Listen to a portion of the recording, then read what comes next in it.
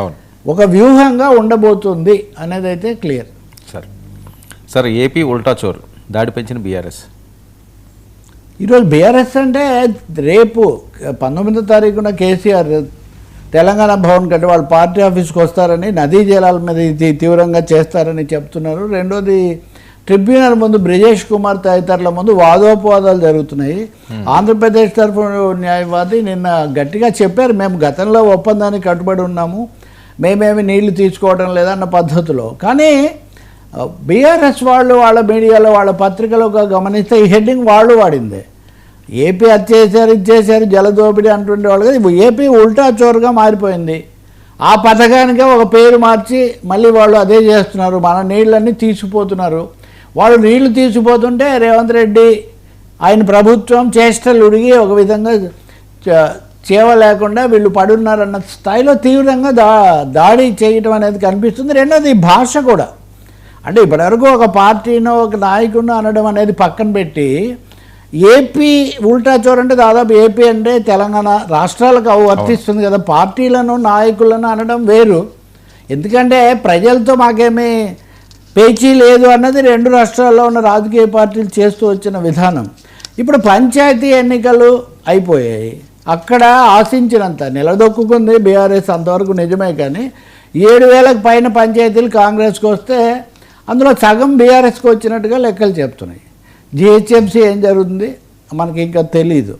So జిహెచ్ఎంసీని బాగా విస్తరించారు కూడా. సో అటు ఎన్నికల్లో దీనివల్ల ఇంకా మూడో ముఖ్యమైన దెబ్బ ఫిరాయింపుదారులు. దాని మీద హైకోర్టు సుప్రీంకోర్టు చెప్పింది కాబట్టి తప్పకుండా వీళ్ళు ఫిరాయింపుదారులను రద్దు చేయక తప్పదు. అప్పుడు ఉప ఎన్నికలు వస్తాయి, అంటే 4వ ఎన్నిక, అంటే జూబ్లీ హిల్స్ తర్వాత పంచాయతీ ఎన్నికల తర్వాత ఉప ఎన్నికలు వస్తాయి. వీటికి మనం సిద్ధం కావాలి, ఈసారి గుణపాఠం చెప్తాం ఇదంతా అన్నారు. కానీ స్పీకర్ గడ్డం ప్రసాద్ నిన్న విచారణ జరిపిన తర్వాత 5 మందికి వాళ్ళేం పార్టీ మార్చలేదు, మీ పార్టీలోనే ఉన్నారు, బీఆర్ఎస్లోనే ఉన్నారు కాబట్టి పిటిషన్ను తోచిపుచ్చుతున్నాం అన్నారు. సో ఒక ప్రధానమైన మలుపు ఇది తెలంగాణ రాజకీయాల్లో. స్పీకర్ ఒక నిర్ణయం తీసుకున్నాక దీన్ని హైకోర్టులో ఛాలెంజ్ చేయొచ్చు, లేకపోతే సుప్రీంకోర్టులో కూడా చేయొచ్చు. సుప్రీంకోర్టు కూడా గడువు పెట్టింది కాబట్టి. కానీ ఏం పెట్టినా వెంటనే కోర్టులు న్యాయమూర్తులు కాదు వాళ్ళు ఫిరాయించారు కాబట్టి రద్దు చేయండి, మీ నిర్ణయం తప్పనే అవకాశం ఉండదు. ఖచ్చితంగా మళ్ళీ 1 ఏడాదో 2 ఏళ్ళలో ఈ ప్రక్రియ మళ్ళీ జరుగుతుంది. మూడవది ఒక పెద్ద సమస్య, నేను మీతోనే ఉన్నాను, నేను పార్టీ మారలేదని చెప్తుంటే కాదు నువ్వు మారేవని మీరు ఎలా నిరూపిస్తారు? ఎవరైనా ఏదో ఒక విధంగా తప్పించుకొని అది చేస్తే, ఇప్పుడు ఆఖరికి అందరికంటే ముఖ్యంగా కడియం శ్రీహరి, దానం నాగేందర్ వీళ్ళిద్దరికి తప్పదు అనుకుంటాను. నాగేందర్ అంటే ఎన్నికల్లో కూడా పోటీ చేశారు, కానీ కడియం శ్రీహరి కానీ ఆయన నేను బీఆర్ఎస్లోనే ఉన్నాను, నేను కాంగ్రెస్లో చేరలేదు, బీఆర్ఎస్కు రాజీనామా చేయలేదని ప్రకటన చేశారు. సో ఒక విధంగా ఫిరాయింపుల చట్టం అన్న దానికి ఒక కొత్త పాఠం నేర్పినట్టుగా భావించాలి తెలంగాణలో. ఇప్పుడు మిగిలిన 5గురిని ఎప్పుడు చెప్తారు ఏంటని చివరికి దాడి చేస్తున్నారు. నిన్న ఆయన కుత్బల్లాపూర్ శాసనసభ్యుడు వివేకానంద ఈ నిర్ణయాన్ని తప్పు పడుతూ ఉంటే కాంగ్రెస్ నాయకుడు ఆది శ్రీనివాస్ అనుకుంటా ఇంకెవరో, మీరు కూడా తెలుగుదేశంలో నుంచి టీఆర్ఎస్లోకి వచ్చిన వాళ్ళే కదా, కాబట్టి ఇంతకుముందు 68 మంది ఎమ్మెల్యేలు వేరే పార్టీలో నుంచి బీఆర్ఎస్లోకి వచ్చారు, 68 మంది వస్తే లేదు, కానీ ఇప్పుడు 10 మంది మేము రాలేదంటుంటే వాళ్ళది ఎలా రద్దు అవుతుందని అడుగుతున్నారు. సో రాజకీయంగా ఇక్కడ ఒక ఉప ఎన్నికలో లేదా రద్దో ఎక్స్పెక్ట్ చేసిందానికి అది కూడా జరగలేదు.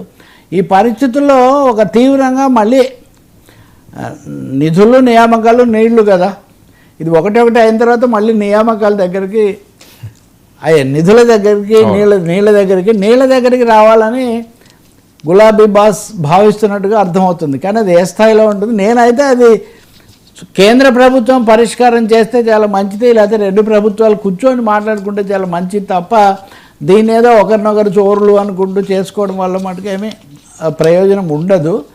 కేటీఆర్ నిన్నే ఒక ప్రకటన కూడా చేశారు, కాంగ్రెస్ పతనం దీంతోనే మొదలైపోతుంది, కాంగ్రెస్ పతనం అవుతుంది, మళ్ళీ బీఆర్ఎస్ పంచాయతీ ఎన్నికల్లో గెలిచినట్టే రాష్ట్రం అంతా తిరిగి గెలుస్తుంది అంటున్నారు. సో రేపటి తర్వాత తెలంగాణ రాజకీయాలు గరంగా మారొచ్చు. ఈ గరం ఎంతో కొంత ఆంధ్రప్రదేశ్ మీద కూడా తాకుతుంది. ఎందుకంటే మీరు ఇలా అంటుంటే మీరు ఎలా ఉన్నారు మాట్లాడకుండా అని, అది సమస్య. సార్ జడ్జీల అవినీతిపై సుప్రీం ఫైర్ వివరణ కోరుతూ